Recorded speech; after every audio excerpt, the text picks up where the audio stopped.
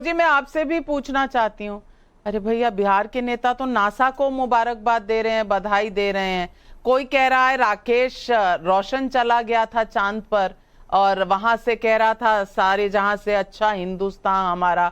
मैं पूछना चाहती हूँ कि एक तो देश की इतनी बड़ी उपलब्धि है, तो इसमें राजनीति लाना क्या जरूरी है?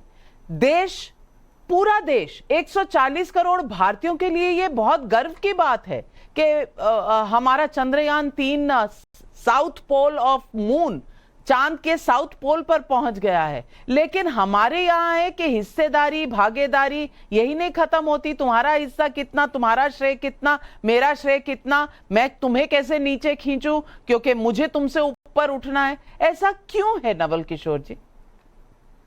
देखिए नावका जी, पता नहीं आपको क्यों पिछले 10 साल में पता नहीं चला कि क्रेडिट लेने का हो तो छोड़िए, क्रेडिट चोर कौन है इस देश में।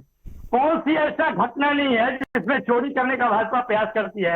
वो नेता हो, कार्यकर्ता हो, पूना वाला हो, चाहे कोई वाला हो, हर्षवर्धन त्रिपाठी जी हो, उनके कलम भी रुकते नहीं है होड़ लेने में और होड़ देने में। बात यहाँ पे नहीं है। बात आप तो यही करते रहते हैं कि किसी का गलती पकड़ कर उसको इतना नीचा दिखाना चाहते हैं कि अगर कोई चाहे तो आप भी उपनिवेशवाद बोलने बहुत मेहनत किया, फाइनली आपने बोल ही डाला और आप तमाम तरह के बात बोलाते हैं। लेकिन देखिए, सही बात यह है कि जो वैज्ञानिक इसमें निरंतर काम करते रहते हैं, मेहनत करते रहते हैं, और सरकार का काम है कि उसको उपलब्ध कराना। बजट देना कोई दान नहीं है, उपलब्ध कराना वो उनका अधिकार है और देश की प्रतिष्ठा के लिए जिसका हम इंतजार कर रहे हैं उसके लिए बहुत जरूरी है।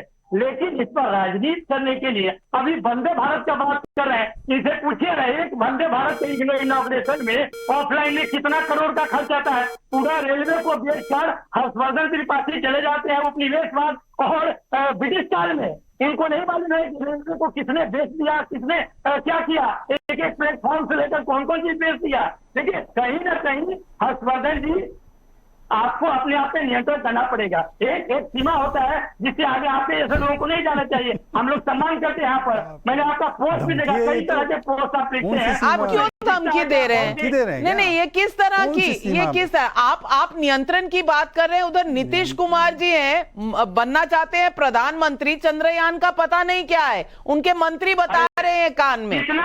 ये तो है हालत इंडिया गठबंधन की। एक इंजीनियर को कहते हैं कुछ ज्ञान नहीं है और आपको और भाजपा के नेताओं को बहुत ज्ञान है। बहुत अच्छे तरीके से आप भाई, मुझे तो बिल्कुल ज्ञान नहीं है, मुझे तो बिल्कुल ज्ञान नहीं है, पर मैंने जो कैमरे पर देखा मैं वो बता रही हूँ भाई, तथ्यों के साथ बता रही हूँ। नीतीश जी को चंद्रयान पूछा, उन्होंने बोला क्या भाई, क्या बोल रहे हो भाई? फिर उनके मंत्री जी बताते हैं और आपके नेता तो नासा को बधाई दे रहे हैं और आप हमें ज्ञान पिलाने चल रहे हैं। स्कूल गया ही नहीं हूँ, कैमरों में तो कई तरह के सत्य देखे गए हैं। कहाँ उस चीज को आप दिखाती हैं? आप तो दिखाती हैं कि देश आजाद 2014 के बाद ही हुआ, जिनकी आजादी में कोई योगदान नहीं है। भाई अब मैं आपका क्या कर सकती हूँ? मैं आपका क्या कर सकती हूँ? क्योंकि आपकी जो सोच है वो बीबीसी के उस एंकर की तरह है। अरे भाई, इस देश में सब गरीब है तो चांद पे जाने की क्या जरूरत है? अरे इस देश में तो इतना बुरा हाल है तो ये करने की क्या जरूरत है? आपकी सोच तो अब अंग्रेजों जैसी हो गई है, जो चाहते हैं कि हम धंसे रहे गरीबी में, हम अपना गौरव, हम अपनी शक्ति दुनिया में ना दिखा पाए। लेकिन चलिए, मैं अब अमीक जमाई से पूछना चाहती हूँ।